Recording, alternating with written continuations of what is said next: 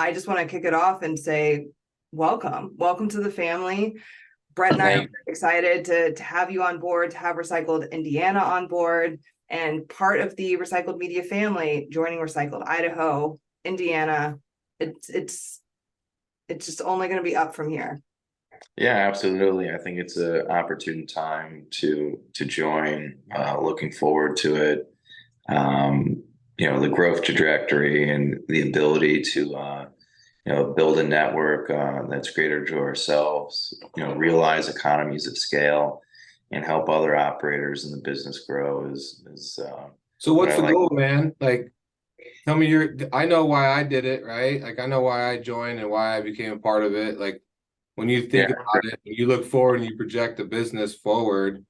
As a guy, I mean, you and I have had a few conversations. Like, you're, I think, a fellow entrepreneur, a fellow hustler, trying to build a real business. I mean, what's the driving factors for you for going hard at the marketing side? Well, I think right now we're in this point in the economy where a lot of people have uneasiness, right? There's been a general slowdown in our business, and I think you have two decisions. One, you could sit back and count your pennies and cut costs and sit on your hands and not do anything, right? And just try to stop the bleed. Or two, recognize that there is going to be a bleed, but there's something that you have to do in the future in order to bring in additional revenue and add value to your overall business and scale it. So we're opting for number two, where we're going to double down and hire the right people and reinforce our brand, so that way we could go out and acquire customers and people with the right know-how that can support us in our growth strategy. So that's what we're deciding to do. Obviously, we can't do everything like many other operators, and if other operators are out there, in the same predicament, and you're looking at your P&L, you got to do what's best for you. But I think what's best for us right now is to plunge into the water and see what happens. Most yards in this industry are not doing what you're doing. Like, this is game changer for you, for your company. You've mentioned why you're doing it now. Like, what are you most excited about? What are you hoping to gain from this experience? I think, connecting with other people within the business. I think first and foremost, that's my first love. I love connecting with other operators because it's just such a shared reality. We've all have gone through similar experiences, maybe not at the same scale, but we can all understand when someone says that they've had a shitty day, or they're having a tough time with something, or they're having HR issues, or throughput, or a piece of a primary piece of equipment that is down, that's creating a backlog of inventory. Like, we've all been there and kind of worked through that and felt the same pain. So I think the pain that the industry brings a lot of people, brings us together, and that's a shared reality. So it's I think ups and downs, right? It's cycles. Yeah. It's very cyclical business, but there is, like, you want to share the pain, you want to share the victory, and it's kind of like a mutual. You get both in this industry for sure. And what works, right? Yeah, 100%. Yeah, and I think, like, I was talking to Brian, like our CFO, and he said, I know exactly when you started going hard on marketing, because obviously he manages all the receivables, and it kind of sees, the account. And so as we started going harder at social media, he goes, all of a sudden we're selling material we added probably like literally 20 different more consumers to our portfolio, right? And he's like, sure. I know exactly when it started really clicking. And so, and that's just the accountant side. So he's seeing, okay, now I've got more consumers, more options. And then obviously on the social side, I'm seeing like my ability to network with other operators, where like maybe I'm not selling to Merrillville or Benton, but I'm also getting to network with you and saying, hey, who are you selling your old sheet to? hey, Yeah. what are you doing with this product? And like, and there is that shared reality of like the market, but there's also the shared like, what do I do with this shitty product? Or what do I do with like who are you, you know, what Yeah. options do you have for this, right? And I think Right. beyond the marketing and branding, you know, branding takes time, but there's like that just that day-to-day like plus ones that kind of get overlooked as well. Yeah, I think that, the interesting thing is too, is like we just bought this business in December of 22. And so there's been a lot of cultural changes within the company. We're trying to professionalize it, institutionalize it, an emphasis on, wearing PPE and safety and quality control measures and understanding our costs and developing a production matrix.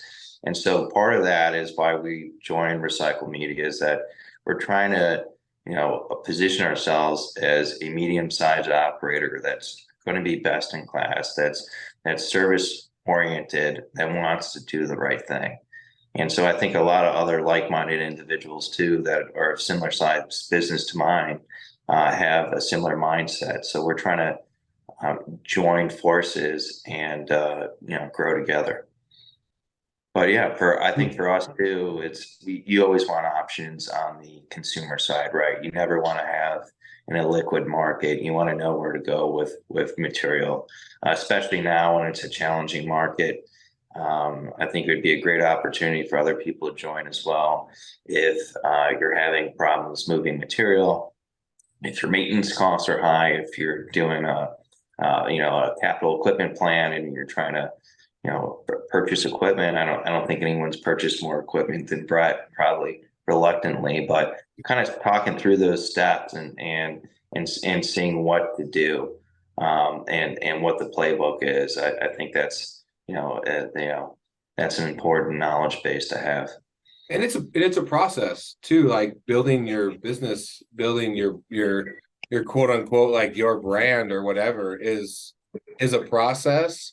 And I think it's like a daunting process for a lot of people to like overcome that. Like, okay, how do I create a podcast? Like, how many posts should I make on which platform? Like, what does it look like to, create paid ads? What does it look like? Like, how does that affect my culture? How does it affect my hiring? How does it affect? And it just like, and it's a super daunting process. If you're even an owner operator or just an operator and you're in the day-to-day muck and you're in like the, shit's going 8 ways sideways on you, right? And they're, oh, and now I got to make a post on LinkedIn about what, like, and there is like, there's a lot of, what I like about, being part of Recycle Media is that there's almost like a set tried and true track. Like, hey, this is what is going to work. But it's got to be a steady, it's got to be a commitment. But there is definitely the proof is in the pudding, right? Yeah, and we've got the steps. We've done it. Brett's been instrumental in the track record that he's grown his business from. On my side, on my personal brand, on the business opportunities and the growth that I've been able to establish is basically through very similar principles that we help walk our clients through. It's going to be extremely exciting to watch your company grow online with the business generation leads that come in from the new consumers that we're going to connect you with. We look at this as a network, as a family, as a way to help other people grow their businesses. And it's going to be really cool to watch you grow. Yeah, absolutely. I love watching people's growth stories, and not even my own, but whether it be Brett's or Nick and John Cohen or just any other operators. I love to see the wins. I love seeing other people's trucks on the road. I have a lot of pride for the business, and it's my favorite thing when I'm coming to work and I see my own trucks or someone else's trucks hauling material to the mill, or or going to go service a customer because they're going to go get some shit done. And that's what we're about. It's just getting shit done. I like it. I like it. That's a good fit. You're a good fit in the family. GSD, man, get shit done. Let's go. Well, you just do what you gotta do, right? And you know, a lot of, you know, and hats off to all the drivers that are starting early and working late and you know, filling in the gaps. But yeah, I think this is a great tool too to kind of, you know, put on play your core values and your principles and the opportunity set that you provide, you know, future employees and talent, because I really do believe what will distinguish, you know, good companies from great ones is people and your ability to attract and obtain talent, you know, through marketing and showcasing who you are and who's behind the company and the brand. I think that's something that people want to relate to and associate with. People don't realize the missed opportunity that they have when it comes to hiring by not putting out your culture online. Brett's done a phenomenal job in terms of authentically putting out there on social media how his company operates, what the culture is. And so it attracts people with that mindset, that get shit done mindset, to his business. And it's a better retention, it's better hiring, and ultimately it's a better bottom line. So to be able for you to share your culture out there is going to come back tenfold in terms of hiring and growing your people. Yeah, I think both of you guys said it well. I mean, and that's a tough measurement. Like, you know, accountants, it's all black and white, pluses and minuses, right? But the culture side of it, the hiring side of it, I mean, I would be curious to know, like, what does that bring value wise? And it's hard to quantify that number, like, for your business. But it's real and it's there. And I only speak from just someone that's having gone through it and that does it. Like, that's a real number that probably some mathematician much smarter than myself could figure out the value that brought, you know. But it's there, and it's a big piece of the whole media marketing puzzle. Is like, you know, just your ability to tell your story and what your company's about and who's behind it. Like you said, who's operating, who's running it. And that's a big part of, you know, I think the marketing push is getting you the steps and the tools to, like, tell the story. Yes, absolutely. Yeah, I think that's, you know, right. But I think you can measure in terms of employee retention if you hire the right people, you know, growth in different avenues. Maybe you have a reduced maintenance cost. Maybe you're, you know, an operations freak and you're just looking at inventory turnover ratios and throughput, and you know, your throughput per hour goes up. I think, but going into it, it's like, you know, when you hire someone, it's what are you looking to achieve, and what are those KPIs? What does success look to them? And I think that's what we ask a lot of people, particularly operation managers or plant managers. I go on a weekly basis. I just go, what does success look like to you this week? And I think, you know, having them define success is really important. But I think really overall, you know, as we transitioned into this new normal from COVID was terrible. I mean, the industry, I mean, it was so stressful with staffing people. And I still think that we have some remnants and probably overstaffed in some areas. But I think the opportunity with an economic slowdown is that people become available. And it gives you a great opportunity to hire the right people to help you grow your business.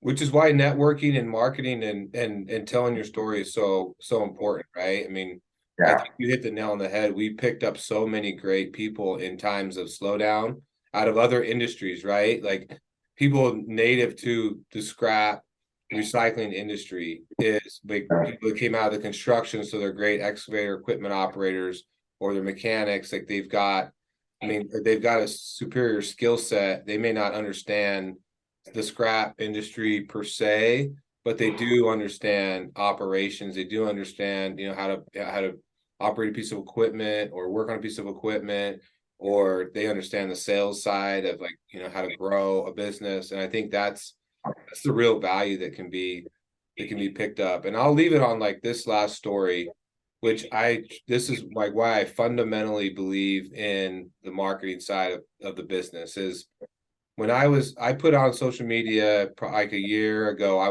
was going to build a tire recycling facility, right? And I had a guy that I'd never met, I'd never talked to from down in Texas, reached out to me and said, "Hey, I just read you're building a tire recycling facility." And I said, I said, "Yeah." He goes, "Why don't you come see my facility? I'll show you exactly what equipment not to buy. I'll show you what to buy. I'll show you how I run my facility. And then that'll give you a true like operational idea of maybe what you want to do." And I never met the guy. I'd never talked to him. Just a LinkedIn post at the right time with the right people. I flew down to Texas. I can't even put a like monetary dollar amount to what he probably saved me in buying the wrong equipment and setting up my facility in probably a haphazard type way. Like that's hard to understand the metrics of it, the dollar amount. But just by that, by creating like a network online, like that probably saved me literally millions of dollars. And so if there's ever like I could probably go case study after case study, but if there's ever anything that like that made me a tried and true believer, thank you, Tom. I appreciate you, man. And LinkedIn. And LinkedIn and marketing, and you know, like you get out of it what you put into it for sure. But if you're willing to put in, just like anything, like the value's there to be taken. 100%. I think that's how we connected too. 100%.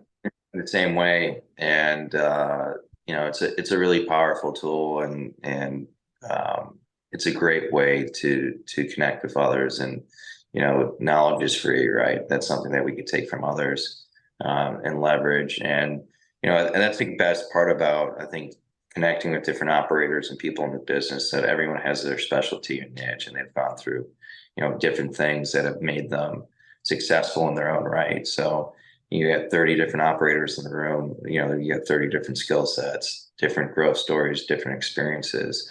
You know, that's up to you to leverage that. 100%, man.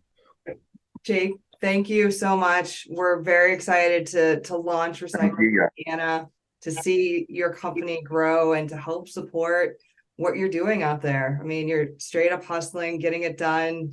Your story is incredible. So we're very excited to see what you do out there.